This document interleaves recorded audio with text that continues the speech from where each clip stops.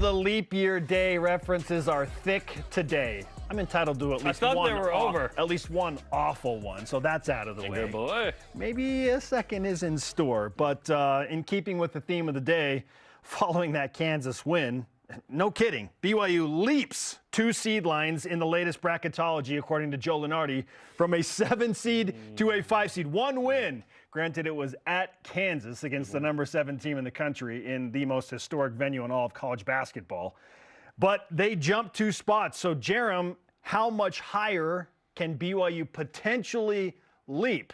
Blue goggles on and off. We'll discuss all of it. Can you take me higher? Like, I hope. Maybe a 4 if BYU wins at Iowa State, Spence. Yeah. And then gets to like Friday in the semis of the Big 12 tournament. I could see a scenario where they add a couple more quad ones.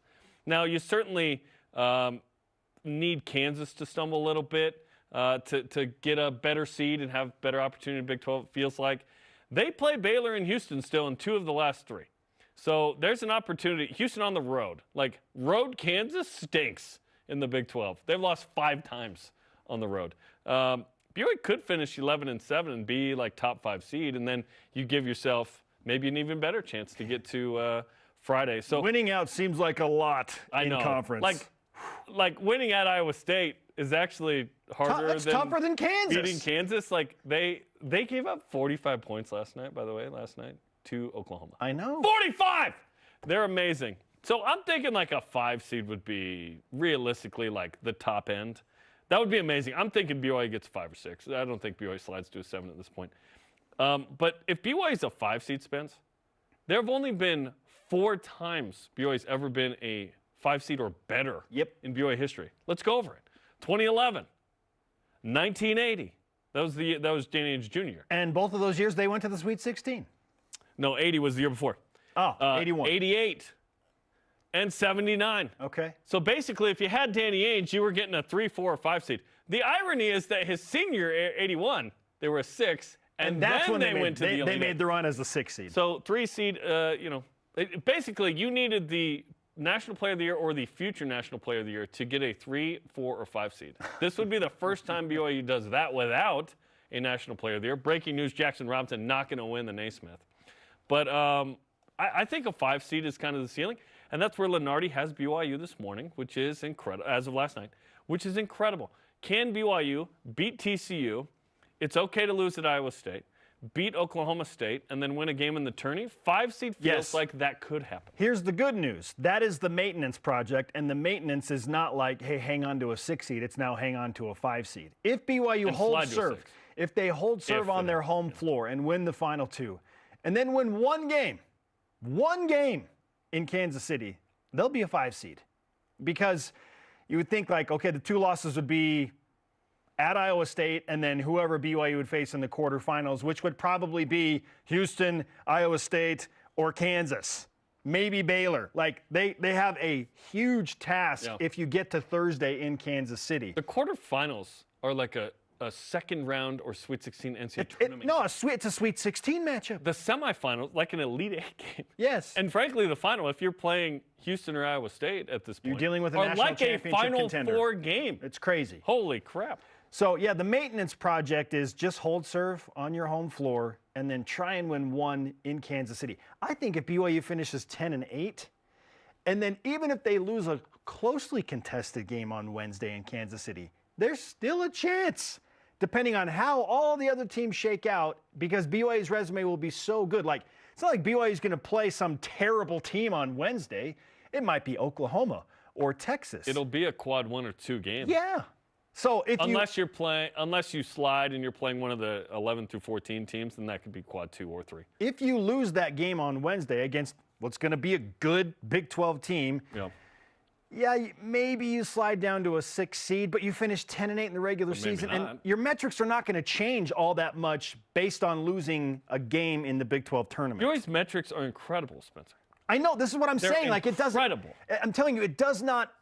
Maybe it doesn't matter if you win a game in Kansas City if you finish 10-8 in the regular season. It would just be nice if. I don't think BYU sliding down to where they're going to play one of those 11 through 14, because you wouldn't want to lose that kind of game. But if BYU can be a 5, 6, or 7 seed in the Big 12 tournament and win a game, you got a quality win. And then you're walking into Thursday in the quarters, and if you win that, oh baby, you a 5 at least. If you keep winning, maybe you can slide up to a 4, but probably not. There's a real possibility that BYU could have a better seed in the NCAA tournament than they will in Kansas City in the Big 12 tournament. Yes. Like it feels like that. It feels like that BYU is pacing for that. Like the Cougars are probably going to be the 6 or the 7 seed in Kansas City, but a 5 in a 5 seed in the NCAA tournament. That has never happened. It's unbelievable. There's no way in the Mountain West days that BYU was like a 4 seed going into wherever the tourney or WAC was. Yes. And then was higher than that. Maybe it happened once or twice. That's wild, right? But I doubt it. It's wild. That's crazy. But BYU's 10 in net. Like, after all of this, there are 3 regular season games, and BYU is 10 in net. I know. Such a great spot. I'm going to address real quickly, like, the opposite ends of the spectrum. We've talked about where we feel like BYU is going to end up in the middle, right? We think that they're going to win both games. Will probably be the 6th or the 7th seed in the Big 12 tournament. The high end is you get up to like the 4 seed, 5 seed in the Big 12 tournament. Sure. You go to the title game, you challenge, you win it. Like, that's the high end. Yes. The low end is, you lose to TCU. Let's talk about it. And you go 9-9. Yeah. Like I do. BYU's not. They haven't all year. Why would I think all of a sudden they're going to have a 3-game losing streak to finish the season? They're not going to. They're going to win one of those 3 at least. Yeah, I guarantee it. And it better be Oklahoma State at a minimum. Okay. 9-9 is the worst possible scenario for BYU in the regular season. And then if you're 9-9, there's a chance you could be the 7 seed in Kansas City, and you're in that 7-10 game. Which, whatever. You're playing Kansas State, you're playing Oklahoma, you're playing Texas.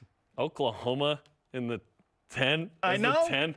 That's a team that beat you by 16. It could be the case. Yeah. That could be the case. That feels to me like the worst possible scenario, which is not that bad. No, it's not. It's crazy. It's great. Okay, so best case, BYU would have to do something extraordinary. Yes. And by extraordinary, I mean they either have to win at Hilton against Iowa State. We can't ask for at Kansas and Iowa State. Okay. Too much. No. It's getting greedy. No. Deal or no deal? Oh, no, we've taken the deal. Like, BYU can't have the 2 best wins of anybody in the league on the road? What? So you would have to do something extraordinary, which is either win at Iowa State or you get to Friday in Kansas City at the Big 12 tournament. What's more likely? I feel like getting to Friday is more likely. I do too. Yes. Because you don't have to win at Iowa State. It's a neutral site, and it depends on matchups and how, there could be a weird upset. Maybe BYU is granted, they have a favorable matchup in Kansas City of sorts. Not that anything's favorable. Nothing would be favorable. Well, okay. Honestly, looking at the bracket, if you're a 6, you play the 11 or the 14. That's a better Wednesday matchup than it is being which right now that would be, correct me if I'm wrong, either UCF or West Virginia. I think so. Yeah. It would be UCF or West Virginia. You take on the winner of those games. You're 3-0 combined against those teams. So you like that, but UCF, those were tough games. No question. West Virginia, that wasn't a tough game, but I wouldn't just assume that you can replicate that on a neutral site, even though you did it on the road. Logic would say, well, yeah, why not? If you're a 6, you get those 2 teams. If you're a 5, you get the 12-13. Would you rather have Cincinnati or Oklahoma State? You lost to both of those teams. Which is crazy. I don't like that. If you were the 7, you play the 10, like Kansas you said. So State. the 10 would be Kansas State, who you split with. So the best case scenario is probably you actually end up with the 6. Then you play the 3. Playing the 3, I don't want to play the 1 or 2, obviously. Houston or kind of Iowa State right now. I would not want to play one of those 2 on Thursday. On Friday, sure. But on Thursday, no. So either way, it's going to be fun. And more fun than any conference tournament BYU's ever participated. If BYU does something extraordinary, they win at Hilton, or they win 2 games in Kansas City, or they get to Friday in Kansas City, then they're going to be a 4 seed. Like that's what it would require for BYU to be a 4 seed in the NCAA tournament. Like you have to do something probably need a little bit of extraordinary. movement around BYU too. I can't talk in a vacuum about BYU exclusively in that way, but I'll take a 5 right now. I'll take a 5 right now. Absolutely. In Salt Lake City, please. In Salt Lake, sure. I'll take it anywhere. I don't know. Salt Lake. I'd take a.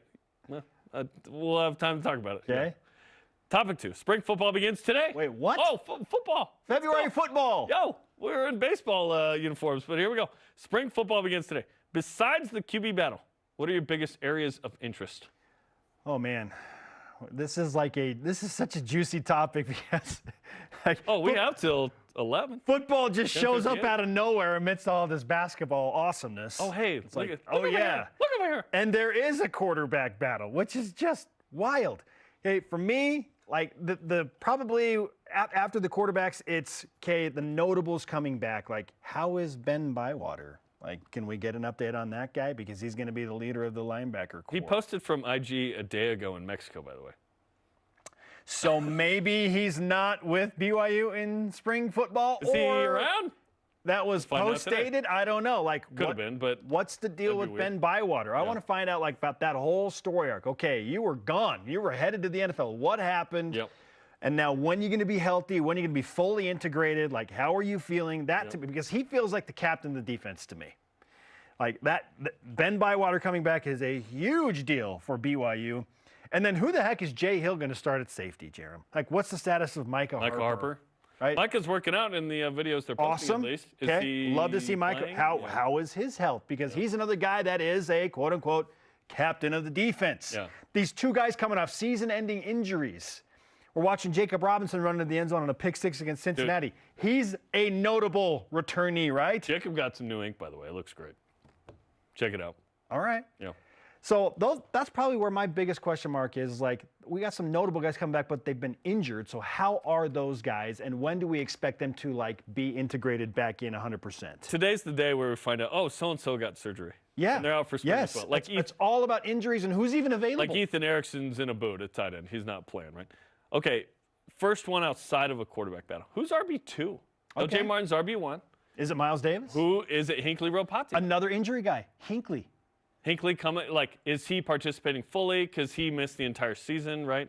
Aaron Roderick, in a Des News article previewing spring, really highlighted Pokai Haunga. I don't know much about Pokai, freshman who gray-shirted last year. Gray shirt means you don't take enough credits to start your clock, right? You take sub 12, I think.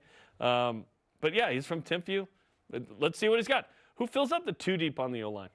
Who are the other guys, right? Oh, Joe Brown, Lone Peak, back from Michigan. Because BYU's got 4 guys back that have notable starts. Yeah, you would assume that those guys are probably incumbent starters as of spring, right? Obviously. But who else?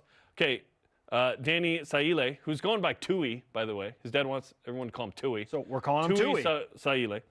Is he the real deal, the real deal at defensive tackle? I want to see this guy that we talked about on signing day. Jack Kelly.